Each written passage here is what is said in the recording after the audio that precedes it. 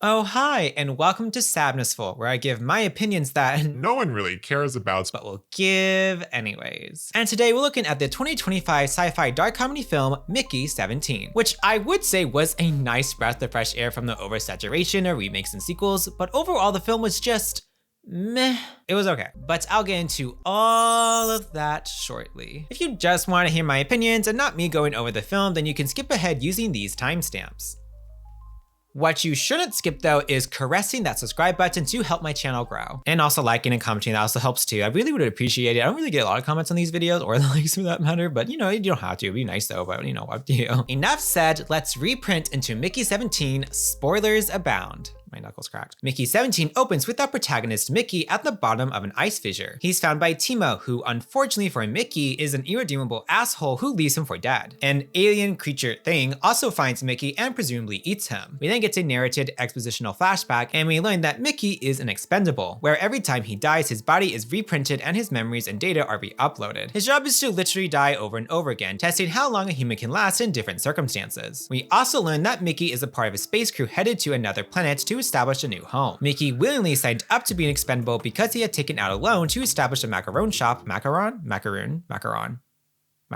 macaron shop with his friend Timo, this asshole, and he got in a lot of debt and couldn't pay it back. And unfortunately for him, the guy he borrowed money from tends to dismember those who can't pay him back with a chainsaw. Hoping to avoid this fate, he tries to leave Earth. But unlike Timo, who was able to weasel his way onto a spaceship, Mickey had to sign up for the expendable job as there was no other role he could sign up for, though he didn't read all the paperwork, so he didn't quite know what he was signing up for. The expedition Mickey is on is led by former congressman and failed politician Kenneth Marshall and his wife Ilfa. Marshall is a bit of a nutjob that somehow has a lot of fanatical supporters, which unfortunately is the most realistic thing in this film. Also during this expositional flashback, yes, it's still not over, we learn that when Mickey was a kid, he and his mom got in a car accident that killed her, which was caused by Mickey hitting a red button. The exposition begins and we see that Mickey is a bit of a loner, but then he meets Nasha, and the two hit it off a lot. Nasha is very protective of Mickey, which often gets her in trouble. Eventually, they arrive at a snowy planet and Mickey does a lot of testing, which gets him killed a bunch of times, which results in Mickey being printed out for the 17th time, making current Mickey the 17th one, hence the title. We then see Mickey on a scouting mission with Kai, Jennifer, and this annoying unnamed character. They find a cave with alien life, which spooks them, and Jennifer tries shooting it, but this results in some of the cave to collapse and kill her. Later, Mickey is sent back out on his own to retrieve an alien life specimen and falls down a fissure, and we are finally back to where the film began. Though it turns out the alien didn't eat him, but rather saves him and brings him back up to the surface. Mickey returns to his room where he finds another version of himself. Oopsies. Assuming Mickey was going to die, Mickey 18 was printed out, creating a multiple, Which is not allowed. and if the multiples are found out, that means permanent deletion. So naturally the Mickeys try to kill each other and Mickey 18 knocks out Mickey 17. And to keep things simple, I'll just refer to them as 17 and 18. Anyways, 18 tries to get rid of 17 by throwing him in a trash incinerator, as one does. But before he can, Timo shows up, which forces the Mickeys to hide. Angry about Timo basically being the reason he's in debt, 18 tries to throw him in the incinerator, but before he can, Agent Zeke and Nasha show up. Geez, how inconsiderate people to interrupt 18's murder plans. Now, you may have noticed that 18 is a lot more psychotic than 17, and that's because each new version of Mickey tends to have a different personality. Anyways, 18 threatens Timo to stay silent about trying to kill him or else he'll reveal his drug dealing, which Timo complies to. Nasha then takes 18 back to his room, and 17 follows them and observes them getting frisky, which pleases 18 but not 17. However, before 17 can intervene, he's pulled aside and told he's the lucky winner of the monthly dinner with Marshall, and he's forced to participate. They are also joined by Kai, who was invited since she was close to Jennifer, or so she thought.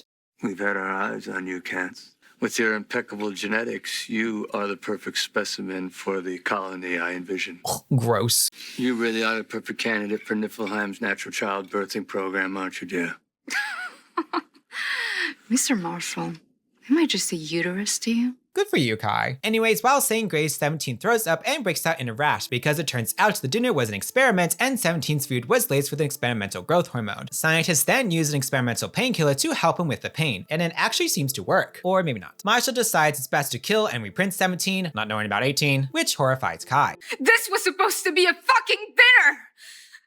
He's your guest! Before he shoots though, 17 is able to convince Marshall that he is okay and Marshall lets him live. Kai helps him leave and takes him back to her room and tries to sleep with him? Odd character choice there. Anyway, 17 beelines it out of there and goes to his room. Didn't close the door all the way there, buddy. I'm sure it won't be a problem. He finds both Nasha and 18 high, and Nasha is quite pleased with having two Mickeys to play with. But just when things are about to get steamy, Kai walks in through the open door. Oops. Kai leaves and Nasha follows her and pulls her off to the side. And while talking, Kai implies she'll stay silent as long as she can have 17 and Nasha can have 18. Anyway, 17 tells 18 about the dinner, and angered about what's happened and tired of being used, 18 grabs a gun and heads out to kill Marshall, with 17, Nasha, and Kai following him. While this has been happening, Marshall has been putting on a show where a giant rock is being lasered in half. 18 shows up, but before he can pull the trigger, a baby alien comes out from the sliced rock, which causes a panic and 18 is knocked to the floor. 17 shows up and captures the baby alien, and 18 is able to get back up and shoots at Marshall. But just as he shoots, he's pushed by Nasha, making the bullet just miss him. Jesus, can a guy murder in peace? 18 is pinned down by 17 and Nasha, and Kai and other agents shoot and kill a second baby alien that appears. 17, 18, and Nasha are then locked in cages, and Timo, frickin' Timo, visits them and tells them that the loan shark he and Mickey borrowed money from snuck one of his men on board and will kill Timo unless he kills Mickey. You're gonna send their guy, and he's gonna kill me first. What am I supposed to do? Come on, dude, if I die, that's it for me. But you're expendable, they'll just print you right back out. God, he's so annoying. But 18 and Nasha tag team and free all three of them from the cages. Nasha goes to kill Timo, but is stopped by Zeke showing up. No one is allowed to murder in this film, apparently. The three of them are then taken to the trash incinerator room, but on their way there, they see that the aliens, they call them creepers by the way, they see that they've surrounded the ship. While in the trash incinerator room, Marshall tells them he's going to burn both Mickeys and wage war with the creepers, and Nasha tries to talk him out of it, saying the creepers likely just want their baby back and don't want to wage war. She even tells them that the creepers saved Mickey, but Marshall just laughs at her. You call them aliens? We're the aliens, dumbass! She's got a point. After some more talking, abusing of power, and torturing the baby creeper, Marshall sends both Mickeys outside to force the creepers to gather in one location so they can easily blow them all up. It's all punishment. What was that? My entire life's a goddamn punishment. All for pressing that button when I was 5. The accident was caused by a car defect, you know that. Before they head out though, 17 is handed a translator that'll allow him to communicate with the creepers. They find Mama Creeper, who's the one that saved 17, and she tells them she wants her baby back and one human to die since they killed one of her babies, or else they'll attack the ship. At one point, Marshall heads out with the camera crew to film him killing the creepers. While inside, Nasha takes out Ilfa, and with the help of agents who are tired of Marshall's and Ilfa's abuse of power, she's able to free the baby creeper. The agents arrest Ilfa, and Nasha heads outside and returns the baby. Meanwhile, 18 goes after Marshall and is finally able to commit murder by blowing himself and Marshall up, fulfilling Mama Creeper's wishes. 6 months pass and there's been some changes. We learned that after Marshall died, Ilfa took her own life and Timo was attacked by the loan shark's associate, but Timo Uno reversed and killed him instead. Yay, Timo lives. There was also a lot of political infighting after Marshall was killed, and Nasha eventually ran for election and won, joining the assembly. They've made peace with the creepers, the expendable program is made illegal, and the film ends with the human printer being destroyed and Mickey 17 officially becoming Mickey Barnes. And that concludes the film's overview. Moving on to my dislikes. My biggest dislike is the comedy aspect in the film. I don't like it when a film has a serious plot, like someone being forced to die over and over again in different experiments, but that plot is told through a comedic tone. I find myself wanting the story to get darker, to go deeper into what's happening with the characters, and most of the time the story doesn't. Now, that's very much a me thing. Part of the charm of Mickey 17 is that it doesn't take itself too seriously, but I don't find that very compelling. If the story doesn't take itself too seriously, then why should I? Going off of that, part of the humor is Mickey being a constant punching bag and almost everyone around him being assholes, and I don't find that very interesting. I don't like it when a bunch of characters are just complete assholes. I find that very annoying and makes me less interested in the story. My least favorite character is Timo, who's just the biggest asshole, who I guess was supposed to be comedic because he's such an asshole, but I never found him funny. Ever. He was just annoying and brought nothing to the film, and every time he was on screen, I just wished he'd go away. I also didn't like how Kai's character became irrelevant halfway through the film after we just had a big scene with her, but I'll get more into that later. In terms of Mickey himself, he's a fine protagonist. I didn't find him compelling, rather what was happening to him and around him was, which isn't a bad thing. He did get annoying at times because he was so pathetic and passive, but also fair, he has died 16 times. But that pretty much sums up my dislikes. Moving on to my likes. For me, the thing thing I like most about the film is that it is different. It's so hard to come across an original story these days, and I really like the concept of Mickey's job being to die over and over again. Now, there are films like Groundhog Day and Day After Tomorrow which are similar concepts, but they're not quite the same. I also like the design of the creepers, and I did find the baby creepers to be cute, which is really impressive considering they're basically giant roly-polies. In terms of my favorite character, I have to say Nasha. She was speaking a lot of facts, and I appreciate that. She clearly saw how terrible the expendable program was and was against it from the beginning. And she's not perfect. She clearly has flaws like being quick to temper, but that makes her more dynamic than just a static character. Other than those things, nothing else really stands out to me. This is a very forgettable film for me, which is rather unfortunate because there were a lot of good ideas introduced in the film that just didn't get fully explored,